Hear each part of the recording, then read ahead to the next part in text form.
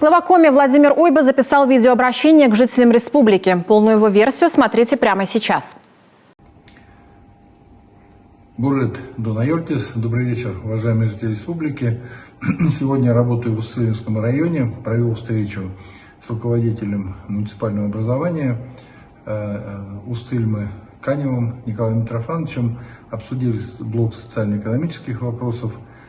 Посмотрели ДРСУ, это муниципальное учреждение, занимается очисткой дорог от снега в зимнее время, летом ремонтом дорог. Достаточно хорошая такая практика именно муниципального ДРСУ, большую помощь оказывает в благоустройстве дорог и тротуаров, и обсудили вопросы развития, в том числе и дополнительного финансирования по приобретению новой дорожной техники. Продолжается сбор гуманитарной помощи для жителей ДНР и ЛНР. Сегодня в Сыктывкар прибыла машина с детским питанием, которую направил Жешевский ЛПК. Огромное спасибо и руководству, и всем, кто принимал участие в этом. Далее машина с предметами личной гигиены пришла от компании Сантехпром-Инвест. Тоже огромное всем спасибо за это. И Национальная библиотека Республики Коми передала коробки с детскими книгами, о чем просили координаторы именно из Ростовской области, что детям нужна детская литература. Машина со средствами личной гигиены и книгами также пришла от жителей Усть-Илимского района, а местное отделение партии «Единой России» передала одеяло, подушки, постельные принадлежности. Помощь прибыла также из Кнежпогосского района. Работа по формированию груза ведется во всех муниципалитетах республики. И следующая партия гуманитарной помощи в Ростовскую область планируем на следующей неделе отправить. Я буду вас об этом информировать в своем видеообращении. И вообще, то, что сейчас происходит на Украине, это, конечно, настоящая трагедия для всего русского мира. И началась эта трагедия, по сути, сразу после распада Советского Союза. Изначально украинские власти при поддержке внешних сил предали забвению все, что связывало наши братские народы, народ Украины и Советского Союза.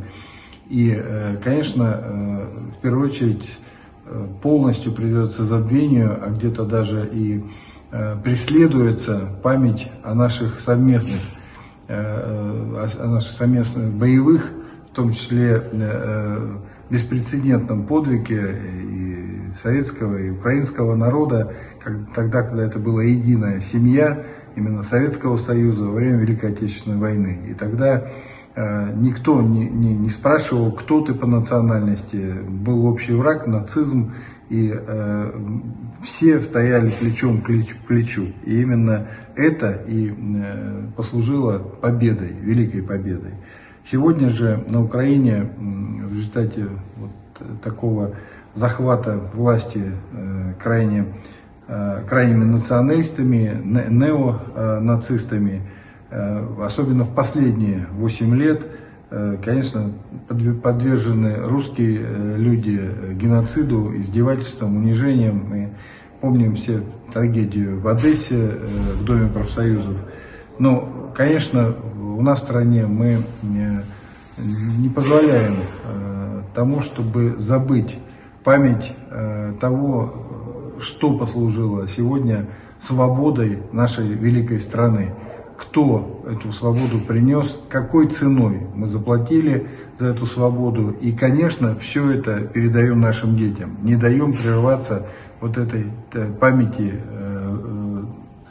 памяти о прошлом, о нашем сложном прошлом, о наших трагедиях, особенно о Великой Отечественной войне. И, конечно, такое патриотическое воспитание, оно и дает плоды, что наши дети участвуют в поисковых операциях, ищут тех героев, которые до сих пор числятся без вести пропавшими. Все это, безусловно, на опыте и на примере наших ветеранов. И, к сожалению, каждым днем все меньше и меньше ветеранов именно Великой Отечественной войны. Но им на смену приходят ветераны, интернационалисты, ветераны, афганцы, люди, которые сражались за нашу великую Родину и на территории других государств, и несли туда свободу и избавление. И все это дает, конечно же, плод такой вот именно любви и к большой родине, к России, и к малым родине, в том числе и к Республике Коми. И я хочу сказать, что не случайно, наверное, мы сегодня в Уцельме, потому что 27 февраля пройдет очередная реконструкция. Каждый год проходит реконструкция, организует ее, конечно, и муниципальная власть местная, но в основном это еще и организуют руководители, педагоги кадетской школы в селе Коровий Ручей. И вот в этот раз мы приехали снова, я привез своих детей, сыновей, Илью, Саву. Потому что в прошлом году мы участвовали в этой реконструкции. Это замечательный такой пример, как в том числе и рассказывать в действии нашим детям, что такое Великая Отечественная война, какие основные сражения проходили. Вот в этом году эта реконструкция будет посвящена началу Сталинградской битвы. В этом году этом великому сражению, где была одержана беспрецедентная победа именно советского народа над фашистами, исполняется 80 лет начала Сталинградской битвы.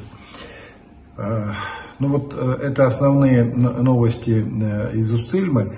Буквально два слова об эпидемиологии. Сегодня мы чуть-чуть начали снижение. За сутки у нас 1478 случаев. Вчера, я напомню, было 1802 случая. Но города, и Сыктывкар, и Ухта, Усинск дают очень высокий пока уровень заболеваемости. Ну и муниципалитеты тоже, Усть-Кулом, Печора, Воркута, тоже очень высокий уровень заболеваемости. Поэтому говорить о том, что мы реально пошли на снижение, пока не могу. По коечному фонду мы не добавляем пока коечный фонд, он остается тот же, 2437 коек. Ну и чуть-чуть снижаются занятые койки. Вчера было 1914 коек, сегодня 1854.